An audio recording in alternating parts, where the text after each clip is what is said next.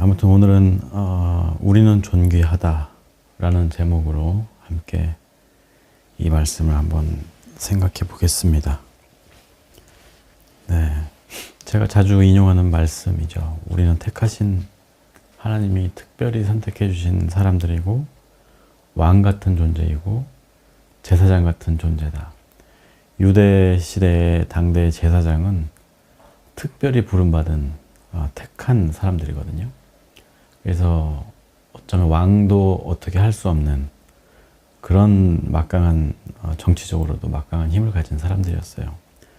그만큼 우리가 예수를 믿음으로써 우리의 신분이 이렇게 변화가 된다는 것이죠. 이 신분의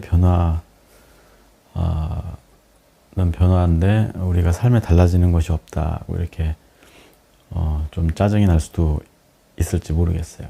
그러나 우리를 살게 하는 것은 돈이나 어떤 명예나 이런 것들이 아니라 내가 어떤 사람인지 정확하게 알고 그 가치에 대해서 이해하고 또 그 이해를 기반으로 해서 나의 삶을 잘 읽어가는 것. 이 속에서 우리가 진짜 행복과 만족을 느낄 수 있다는 것을 먼저 우리가 기억할 필요가 있습니다. 우리는 택하신 족속이고 왕 같은 제사장들이고 또 거룩한 나라고, 네. 나라가 대통령 한 사람 때문에 천국이 될 수도 있고 지옥이 될 수도 있잖아요. 네, 우리가 그런 거룩한 나라를 만들어가는 정치적인 어떤 이런 나라를 이야기하는 건 아니겠죠. 아무튼 내가 바로 거룩한 나라로 섰을 때 나로 인해서 이 세상이 조금이나마 더 밝아지고 달라질 수 있다 하는 이야기겠죠. 아무튼 오늘 이 말씀을 들으면 알긴 알겠고 다 이해는 할 것 같은데, 그러면 우리는 어떤 삶을 제 전화가 왔는데 지금 전화를 못 받습니다. 네. 아무튼 그래요. 우리가 하나님을 믿으면 달라지는 것이 분명히 있어요. 근데 어떤 사람들은 그 달라지는 것을 갑자기 부자가 된다거나 있던 병이 없어진다거나 아니면 어떤 명예를 권력을 얻는다든지 이런 식으로 생각하는 경우가 있지만 그런 것들은 부수적인 것들이고 정말 우리가 어떤 부분이 달라져야 되느냐 하면 바로 내가 나 자신에 대해서 어떻게 생각하느냐가 달라지는 거예요. 네. 우리가 이전에는 죄인이라고 우리가 고백을 하잖아요. 죄인으로서의 격을 가지고 살아갔다면 이제는 그 죄가 아니라 택하신 족속으로 왕 같은 신분으로 제사장과 같은 존귀한 사람으로 그런 자의식을 가지고 살아가게 된다는 거예요. 그렇게 됐을 때 우리가 삶이 달라지고 또 다른 이들을 돌보고 봉사하고 베풀고 그렇게 할 수가 있는 거예요. 그 와중에서도 겸손할 수 있고 겸양을 가질 수 있는 것입니다. 이것이 최고의 어떤 신앙적인 덕목 가운데 하나죠. 내 자신이 누구인지 깨닫는 것. 그래서 오늘은 좀 이런 이야기를 좀 하려고 그래요. 우리가 진짜 겸손이 어떤 건지 또 내가 나를 어떻게 생각해야 되는지 한번. 아무튼 우리가 진짜로 왕과 같은 어떤 의식을 가진다. 나는 왕으로서의 어떤 존귀함, 자존감 이런 것들이 넘치게 된다고 하면 우리는 굳이 자랑하지 않고 떠벌리지 않아도 그 자체로 빛이 나고 또 하나님이 원하시는 그런 삶을 살아가게 되는 그런 존재들이거든요. 그래서 이 겸손이라는 것도 자연스럽게 배어 나오는 거예요. 겸손한 척 하는 것이 아니라. 근데 우리는 이제 겸손이 미덕이다라고 얘기하는데 겸손을 넘어서서 자기를 거부하는 이런 것들을 많이 봐요. 특히 교회에서. 왜 그러냐면 내가 하나님을 믿고 달라졌다고 스스로 믿고 또 하나님 믿는 사람이니까 사랑하고 겸손해야 된다. 이런 강박에 빠져서 겸손주의자 같은 사람들이 되는 것이죠. 그래서 때로는 자신이 얼마나 귀한지를 잊어버리고 그냥 사람들한테 치이고 당하고 하는 것이 그냥 그런 걸 다 수용하고 억지로 참으면서 내가 못나서 내가 좀 부족해서 하면서 이게 자기 자신을 비하하는, 실제로 비하하는 건 아니지만 비하하는 듯한 그런 행동들을 하게 된다는 것이죠. 심리학적으로 말했을 때 이것을 자기 거부라고 하는 거예요. 그래서 우리가 믿는 사람의 병들이 여러 가지가 있는데 그 중에 하나가 바로 자기 거부, 자기 감정에 대한 거부, 자기 정서에 대한 거부를 통해서 내가 이전과는 달라졌다는 어떤 그런 착각에 빠지는 이런 경우가 종종 있어요. 자기를 경시하는 거거든요. 이게 언뜻 보면 겸손처럼 보이지만 이 겸손과 자기 거부는 구별되어야 하는 겁니다. 겸손의 반대말은 뭐 다 아시다시피 교만이죠. 교만한 사람들은 성경에서 찾아보면 뭐 바리새인 뭐 이런 사람들이 있어요. 누구보다 뭐 열심히 신앙생활하고 성금도 많이 내고 기도도 많이 하죠. 남들에게 보여주기 위한 손 들고 막 큰 소리로 기도하는 이런 사람들이 바로 교만한 사람들이죠. 그러면서 자기가 제일 신앙이 좋은 양, 제일 거룩한 양 하는 것이 교만입니다. 그러나 우리가 신앙생활이라고 하는 것은 사람들에게 보여지고 말고의 문제는 아무런 의미가 없는 거거든요. 하나님과 나 사이에서 일어나는 일이죠. 신앙의 고백이라든지 기도라든지 이런 어떤 고백이라든지 굳이 사람들 앞에 이것을 보이고 알릴 필요가 없는 것들이에요. 네, 그게 진짜 겸손이죠. 내가 하나님과 아무리 친밀하고 하나님이 주신 어떤 지혜의 통달에 있을지라도 조용히 묵묵히 사람들 앞에서는 그저 그렇게 얻은 어떤 믿음과 자기의 변화된 어떤 심성을 선한 일에 사용할 뿐이지 그것을 내가 이렇게 변화됐다, 난 이런 사람이다라고 굳이 과시하지 않는다는 거예요. 달리 얘기하면 신앙적으로 나는 이런 체험을 했다, 저런 체험을 했다면서 과시하고 내가 새벽 기도를 얼마를 했더니 어떤 복을 받았다.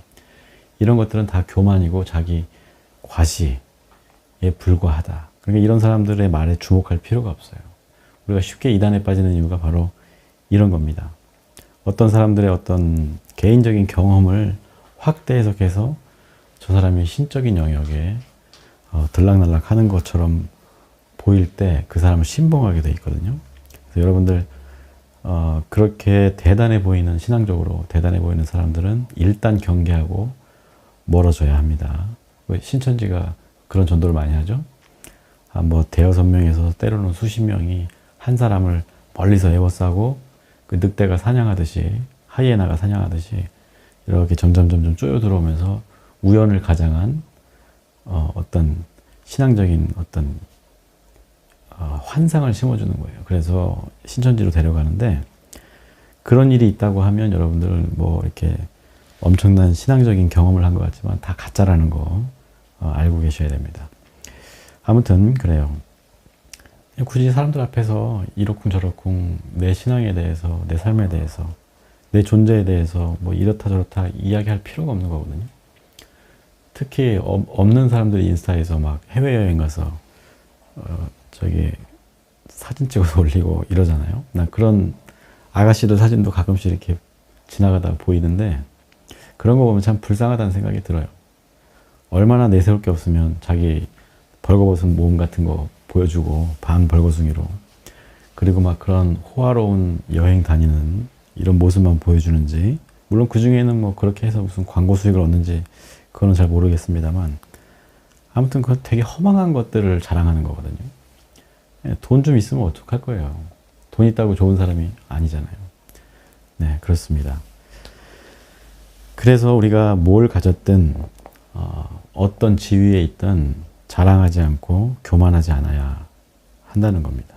그 나에 대해서는 사람들에게 떠벌릴 필요도 없고 하나님 앞에서만 솔직하면 되는 것이고, 자기가 의롭다고 착각하거나 부자라고 착각하거나 이 자랑하는 행위는 어리석은 것이다.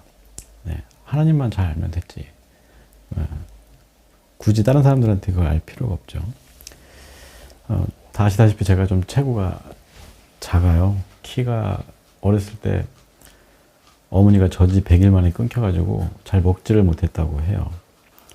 네, 저희 아버지가 저보다 크셨어요. 보통은 자식들이 큰데 저는 진짜 못 먹어서 키가 덜 큰 거거든요. 겨우 지금 165밖에 안 됩니다만. 근데 주변에 친구는 180 좀 넘은 친구들이 꽤 많았어요. 제가 어떤 보상 심리 같은 것 때문에 그랬는지 아무튼 그런 애들이랑 죽이 잘 맞아서 잘 놀고 그랬는데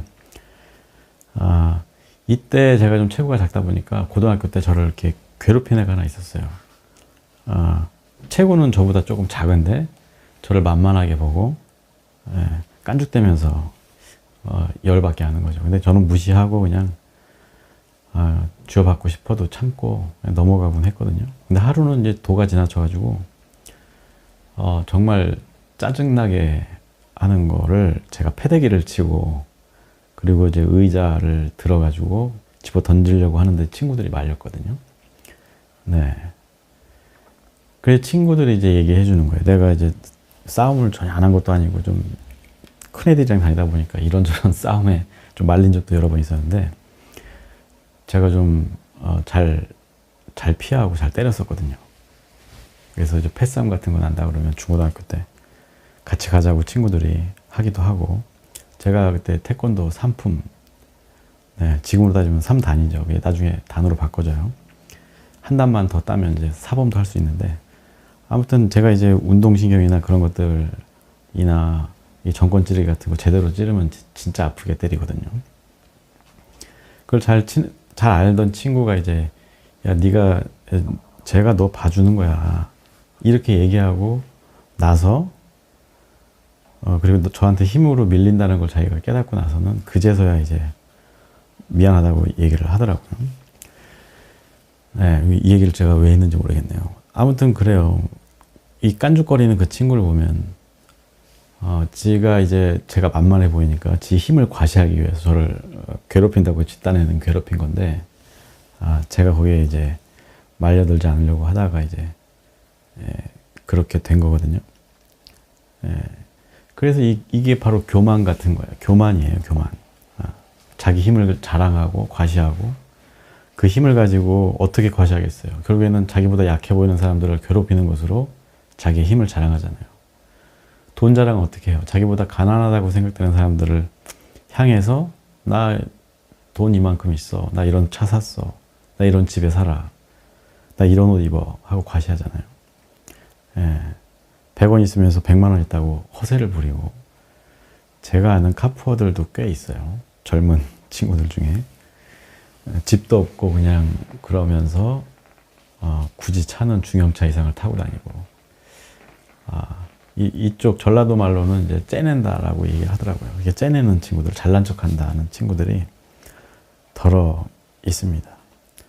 아무튼 이렇게 제 친구처럼 예전에 태권도 도장에 뭐 한 번도 안 가본 애가 태권도 도장을 한 4, 5년씩 다니고 운동을 한 사람하고 싸우려고 하면 태권도는 물론 싸움에 유리한 운동은 아니지만 그만큼 이제 운동한 만큼 눈이 이제 발달하잖아요. 주먹의 움직임이라든지 이런 것들을 통해서 그나마 조금 제가 싸움질을 조금은 했었는데 힘이 좀 약한 편이어서 더 하지 않았을 뿐이지 제가 피지컬도 좋아서 힘까지 셌다 그러면 정말 많이 싸웠을 것 같긴 해요. 아무튼 흰띠도 안 되면서 3단을 이겨보겠다고 허세 부리는 거 교만의 끝판왕이죠.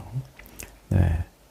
결국에는 제가 참지 않았으면 걔는 의자에 맞아가지고 어디가 뭐 깨지든 부러지든 했었을 것 같은데 결국엔 이런 교만과 허세는 자기 자신을 망가뜨린다. 네, 여러분들 뭐 크고 작게 아마 경험하신 분들도 있을 것이고 그래서 이 겸손이라는 거는 자신의 처지와 능력을 잘 이해하는 거예요. 내가 어떤 능력이 많다 적다를 가지고 내가 좋은 놈이다 나쁜 놈이다 이렇게 평가하는 게 아니고 우리는 모두 귀하거든요. 근데 귀하지만 각자 가진 능력이나 어떤 금전적인 여유나 이런 것들은 다 다른 거예요. 상황이. 다르다고 해서 그 귀함이 상쇄되거나 뭐 달라지는 게 아니죠. 가장 밑바닥에는 우리가 귀한 존재라는 사실이 있고 그 위에 어떤 사람은 달리기가 빠르고 어떤 사람은 뭐 수영을 잘하고 어떤 사람은 돈을 잘 벌고 어떤 사람은 공감을 잘하고 이런 여러 가지 형태로 서로 다른 어떤 재능, 기능을 가지고 있는 것 뿐이지 그거를 이해하지 못하는 사람들은 결국에는 자기 과시 여기에 집중하다 보면 결국에는 제대로 된 재테크나 이런 현대생활에서 필요한 어떤 최소한의 어떤 경제적인 활동들도 제대로 해내지 못한다는 것이죠. 그러니까 철없이 집도 없는데 외제차 사가지고 카푸어대고 이런 경우들이 참 많은 겁니다. 특히 여성들은 또 막 수영복 입고 사진 찍으면서 비싼 관광지나 해외여행 가서 돈 쓰고서 잘난 척 하다가 그냥 고만저만하게 살아가고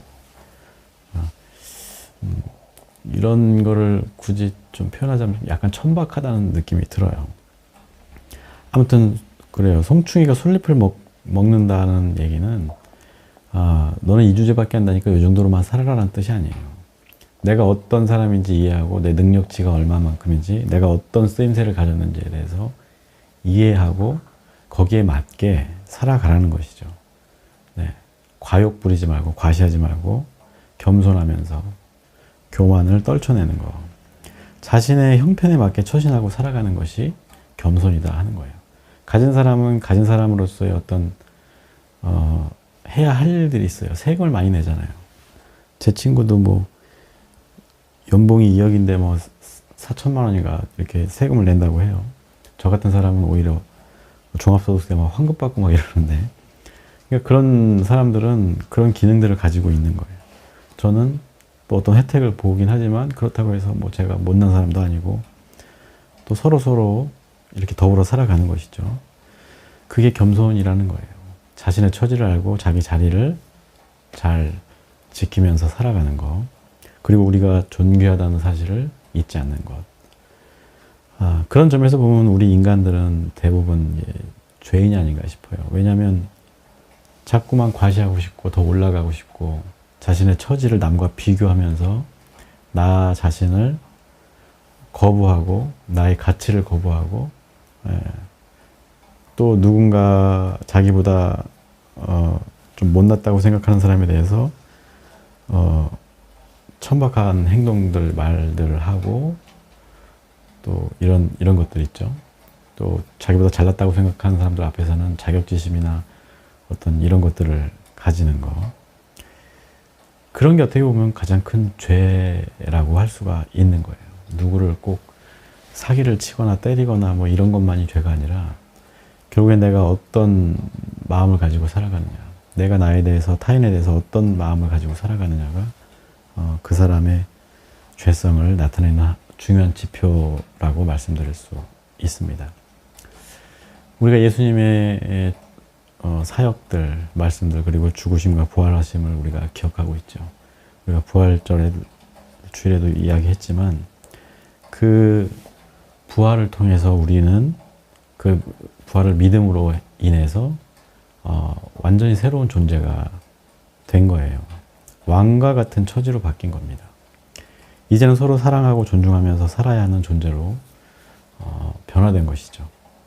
네, 그렇다고 해서 뭐 우리가 갑자기 우리의 일상생활이 바뀌는 건 아니지만 우리의 의식을 그렇게 바꿔 나갈 때 궁극적으로는 우리의 삶이 완전히 달라질 수 있다라는 것을 우리가 꼭 기억할 필요가 있습니다. 이런 자신의 신분을 이해하지 못하면 우리는 어쩌면 여전히 교만하거나 혹은 반대로 자기를 자책하거나 무기력함 속에서 허덕이는 사람으로 살게 되는 거예요. 이거 둘 다 심리학 용어로 자기 거부 하는 사람들입니다. 우리가 영적인 생활을 함에 있어서 이 교만만큼이나 가장 위험한 것이 자기 거부예요. 네. 뭐 교만도 자기 거부의 어떤 하나의 양태로 나타나는 것이긴 하지만 자기를 잘 모르니까 자신을 경히 여기고 자신을 경히 여기니까 다른 사람도 우습게 하는 거예요. 그럼 자기보다 약한 사람을 괴롭히고 자기가 가진 그 힘을 다 끌어모아서 누군가를 괴롭히고 짓누르는 삶을 사는 거죠. 윤석열이나 이런 사람들처럼. 제가 볼 때 윤석열이나 그 작당들은 굉장히 소자예요. 소자. 작은 사람. 못난 사람이라는 뜻이죠. 못난 사람이고 불쌍한 사람들인 거예요. 네. 자기 존재, 또 생명의 존재, 이 의미를 잘 모르기 때문에 자꾸 헛발질만 하고 어떤 욕심이나 어떤 뭐라 그러죠? 열등감 이런 것들로 인해서 남들을 짓밟고 깔아뭉개야 살아갈 수 있는 그런 위험한 사람이 되는 것이죠. 자기 자신을 사랑하는 사람이 남들을 그렇게 할 수 있다라고 보진 않아요. 남들을 그렇게 막 몇백 번씩 압수수색하고 괴롭히고 죽음으로 내모는 그런 사람들은 결국에는 자기 자신에 대한 사랑이나 신뢰 이런 게 없는 거죠. 자기 거부라는 틀 안에 갇혀 있으면서 결국에는 누구에게도 도움이 되지 않는 삶을 살아가는 거예요. 그런 사람이 대통령이고 법무부 장관이고 또 어떤 무슨 당대표까지 하는 이런 시절을 우리가 지금 살아가고 있습니다. 아무튼 그래요. 결국엔 이런 자기 거부를 하는 사람들은 늘 부정적이고 자기를 비롯해서 자기 가족이나 동료들, 친구들 또 자기가 속한 공동체를 위험에 빠뜨리는 이러한 존재들입니다. 이거는 굉장히 위험한 것이죠. 모든 것을 파괴할 수 있는 힘을 가진 거예요. 오늘 본문처럼 우리는 스스로를 경시할 수 없는 귀한 존재라는 걸 우리가 꼭 기억해야 되는 겁니다. 한번 생각해 봐야 돼요. 나를 짓누르고 있는 문제가 있을까? 많은 사람들이 부모로부터 받은 어떤 상처, 또 어렸을 때 어떤 폭력이나 아니면 성폭력이나 어떤 폭력, 어떤 사고 이런 것들로 인해서 트라우마나 여러 가지 상처들을 안고 살아갈 수가 있어요. 저도 평범하게 살았지만 나름대로 또 상처를 받았다면 많이 받았던 사람이고, 그래서 우리 안에는 늘 자신을 자책하거나 미워하는 마음도 있을 수 있어요. 그래서 내가 나로 인해서 만들어진 나를 통해서 만들어진 어떤 그런 죄악이 아니라 이 현실 상황이 만들어낸 어떤 그런 마음들, 그런 것들 우리가 여전히 안고 살아간다고 하면 우리는 여전히 복음에 다가가지 못한 것일 수 있다는 거예요. 우리가 복음을 받아들이고 구원을 받는다는 얘기는 이 과거의 모든 일들을 끊어낼 수 있는, 어떻게 끊어낼 수 있느냐, 예수님이 핏값으로 우리를 사셨다는 사실을 믿는 거예요. 이 믿음이라고 하는 것은 정말 자기 의지의 문제고 선택의 문제거든요. 어떤 기적적인 일을 봐야 믿고 뭔가 강력한 증거를 보여줘야 믿는 게 믿음이 아니라 그거는 그냥 아는 거죠. 보고 믿는 걸 누가 못하겠어요. 그 제자들 중에 도마 같은 사람도 눈으로 보고 만져봐야만 믿었던 사람이죠. 물론 그렇게 해서라도 믿으면 다행인데, 아무튼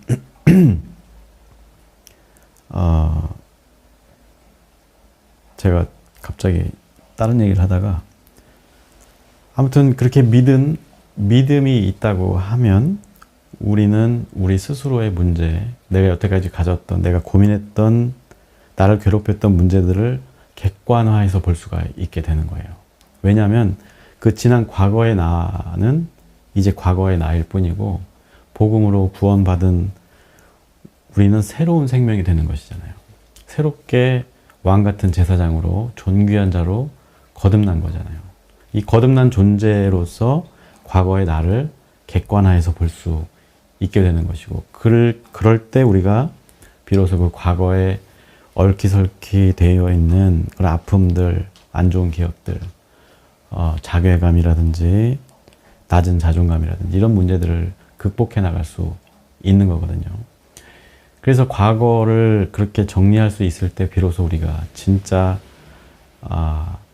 현실에 만족하고 자족할 수 있고 또 교만하지 않으면서 살아갈 수 있는 이런 사람이 되는 겁니다. 그래서 우리는 신앙 생활을 이제 시작한다고 했을 때 정말 예수님의 그런 구원의 소식을 받아들이고 내가 구원의 길을 간다고 했을 때 당장 하루아침에 뭐가 달라지는 건 없어요. 다만 우리가 그 믿음을 가지고 매일매일 연습하고 적용하고 하면서 나는 존귀한 사람이다. 이것을 계속 기억하면서 나의 과거의 모습을 객관적인 존귀한 사람의 시각으로 바라보면서 그 과거의 나를 어루만져주고 용서하고 용납할 수 있는 그런 연습들이 필요한 거예요. 그러면서 죄와 선을 구분하게 되는 것이죠. 구별하게 되면서 내가 앞으로는 선을 선택하고 이 죄악된 말과 행동들, 내가 받았던 상처들, 이런 것들로 인해서 내 앞으로의 삶이 망가지거나 더 나아가지 못하게 하는 것들을 끊어내겠다는 강력한 어떤 그 결의가 있어야 하는 거예요. 그때 우리가 실질적인 변화를 겪게 되는 것이죠. 여러분들 사도 바울 얘기도 제가 한번 했었죠. 사도 바울도 예수님을 그렇게 경험하고 바로 막 그냥 호떡 뒤집듯이 사람이 바뀐 게 아니에요. 아라비아라는 곳에 가서 3년여간의 어떤 공부, 또 자기 자신을 되돌아보고 하는 일련의 어떤 과정들을 거친 후에야 사도로서 살아갈 수 있게 되었어요. 우리가 그런 걸 봤을 때 최소 제대로 된 신앙생활을 하기 위해서는 적어도 2, 3년은 우리가 진짜 예수님의 피로 새롭게 된 나를 찾아서 좀 여정을 좀 떠날 필요가 있다라고 저는 보고 있어요. 많은 사람들이 교회 다니면서 그런 과정을 거치지 않고 그냥 교회 연수만 채우다가 집사 되고 장로 되고 어떤 사람은 또 목사까지 되고 하면서 지금 현대의 어떤 교회 문제들을 야기시키고 있는 것이 아닌가, 저는 그렇게 보고 있습니다.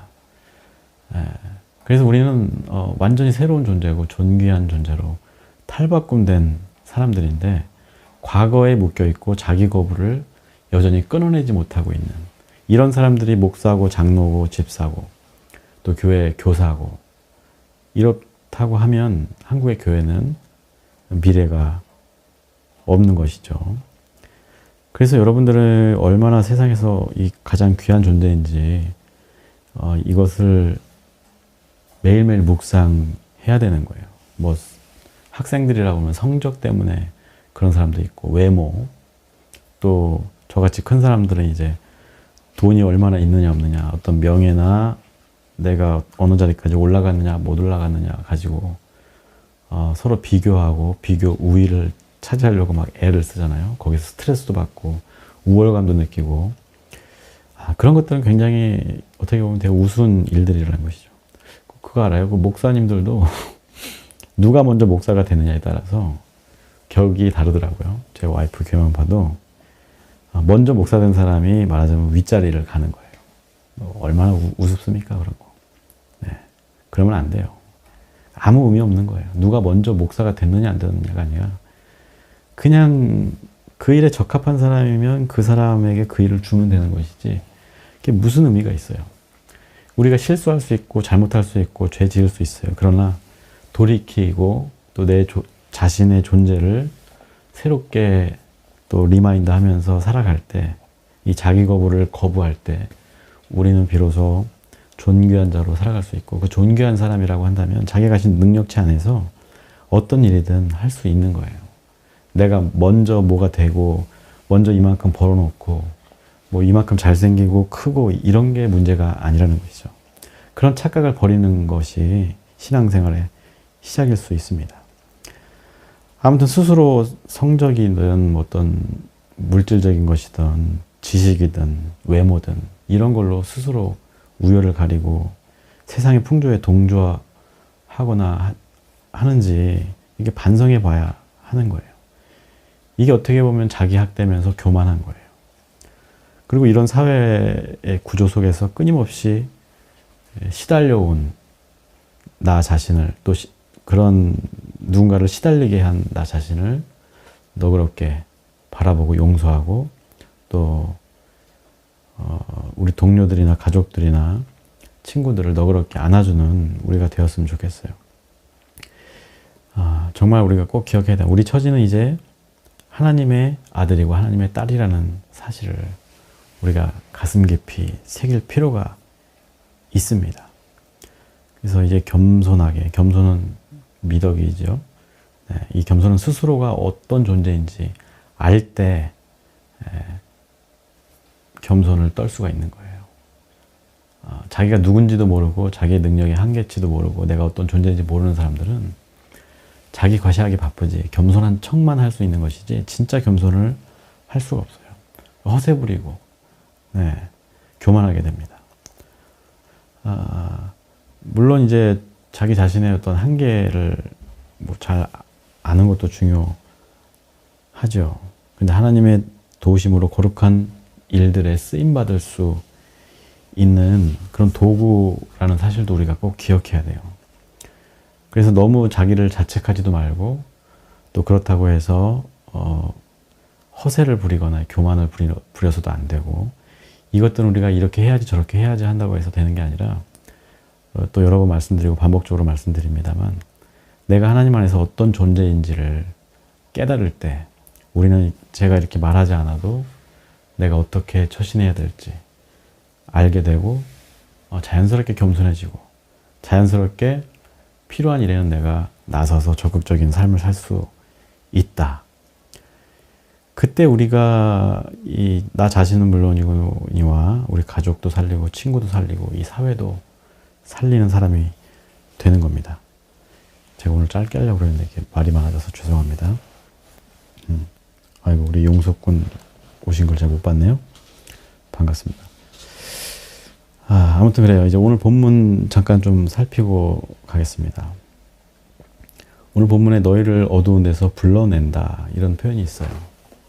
자기 거부가 일상화된 사람들이 말하자면 어둠 속에 살아가는 것이거든요. 그 어두운 데서 이제 그만 나오라고 하나님께서 말씀하시는 겁니다.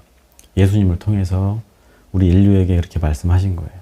서로 비교하고 허세 부리고 교만하고 자책하고 매기고 등수를 매기고 비교하는 것들을 이제 그만두라고 하신 사건이 바로 십자가 사건이고 부활의 사건이죠.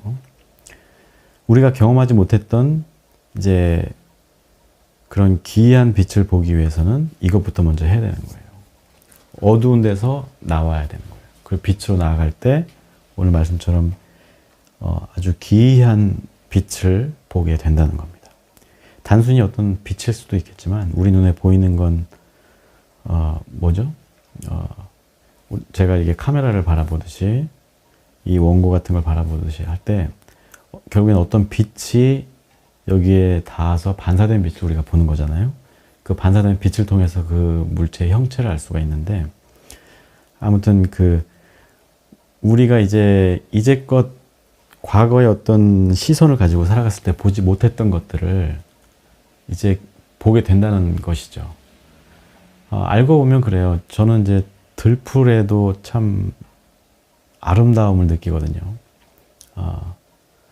이전에 보지 못했던, 요새 제가 또 새에 빠져 사는데 시간이 없어서 새 찍으러 갈 시간은 많이 없지만 새들을 보면서도 아주 기이한 빛을 보는 느낌이 들 때가 많이 있습니다. 그 새들의 삶도 우리와 좀 다르지 않거든요. 비슷하고.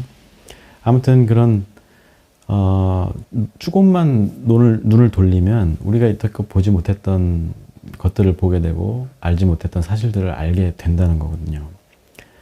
그런데 이 기이한 빛으로 나와야 우리가 비로소 그것을 볼 수 있다는 거예요. 부처님 말씀에는 그런 말씀이 있어요. 부처 눈에는 부처만 보이고 돼지 눈에는 돼지만 보인다. 우리가 어두운 데 있느냐 밝은 데 있느냐에 따라서 우리가 보이는 것은 전혀 다른 거예요. 같은 장소에 같은 시간에 있으면서도 어떤 사람들은 어둠을 보고 어떤 사람들은 기이한 빛을 보는 것이죠. 그래서 우리가 빛으로 나아가는 것이 중요한 거예요. 빛으로 나아간다는 건 뭡니까? 예수님의 죽으심과 부활하심을 믿고 그 사건들을 통해서 내가 새로운 존재로 거듭날 수 있다는 것을 믿고 고백해야 우리는 비로소 빛으로 나아갈 수 있는 거예요. 그래서 이거는 노력을 통해서 내 선택과 내 의지와 나의 어떤 선언으로, 결정으로, 선택으로 만들어질 수 있는 겁니다. 이 믿음이 자꾸 흔들린다고 하더라도 계속해서 내가 그것을 믿고자 할 때, 눈을 돌리고자 할 때 어느 순간 그 기이한 빛을 우리가 발견하고 그 빛을 따라 갈 수가 있는 것이죠. 그래서 우리가 어두운 마음으로 바라보면 세상이 다 절망적이고 어둡고 부정적으로 보일 수밖에 없어요. 나 자신에 대해서도 그렇고 남들을 향해서도 그런 비슷한 눈빛을 가지고 볼 수밖에 없는 겁니다. 그러나 기이한 빛 가운데 우리가 있다고 한다면 모든 것이 새롭고 모든 것이 아름답게 보이기 시작하는 거예요. 이걸 우리가 꼭 기억해야 합니다. 왜 우리가 빛 가운데로 나아가야 하는지, 왜 우리가 자기 거부를 끝내고 살아야 하는지, 내 자신을, 형편없어 보이는 내 자신을 스스로 더 사랑하고 존귀하게 여겨야 하는지를 우리가 생각해 봐야 하는 겁니다. 오늘 읽은 베드로전서 2장 9절은 그 기이한 빛에 들어가는 자는 아름답다, 덕이 있다, 이렇게 마무리를 하고 있어요. 그것을 사람들에게 보여서 그 빛을 보게 하려고 하신다. 이렇게 말씀이 마무리가 되죠. 이게 궁극적인 전도의 한 모습입니다. 나가서 예수 믿으시오 100번 외치는 것보다 내가 빛에 거하면서 그 빛에 반사된 내가 여태껏 보지 못했던 아름다운 것들을 보고 그 아름다운 것들을 보면서 내 마음을 정화하고 내 자신이 실질적으로 달라져가는 그 모습들을 통해서 결국에는 그 빛을 이 세상 사람들도 같이 보고 공유하게 된다는 것이죠. 이게 전도죠. 네. 예수 안 믿으면 큰일 날 것처럼 겁박하는 거, 이건 전도가 아닌 겁니다.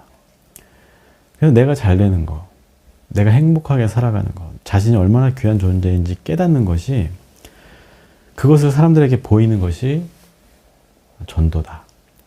이 말씀 꼭 기억했으면 좋겠습니다. 아무튼 오늘 이제 말씀을 마무리를 해야 될 것 같아요.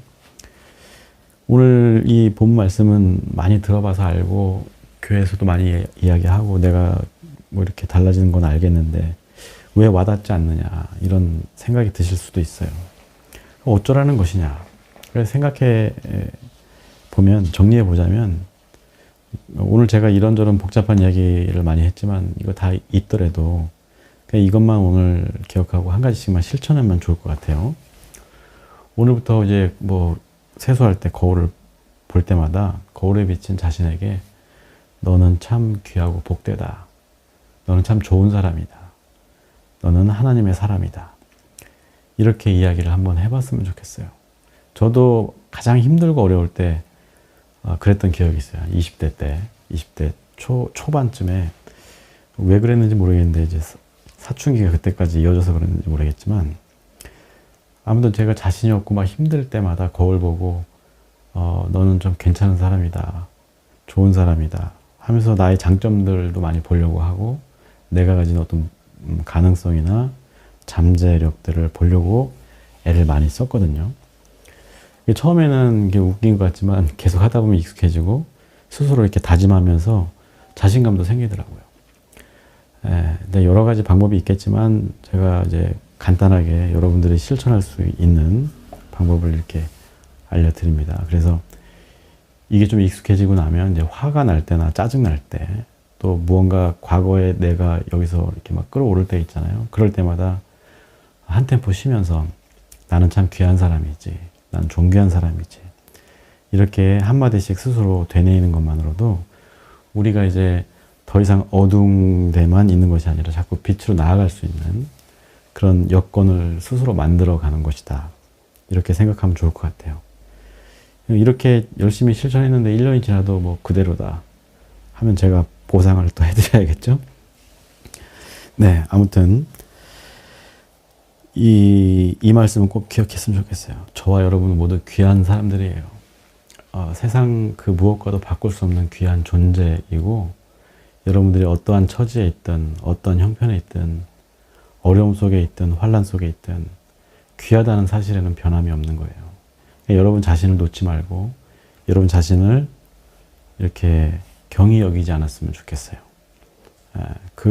이 말씀을 꼭 이 마음에 담아두시고 살아가기를 바랍니다. 그게 하나님을 잘 믿는 거예요.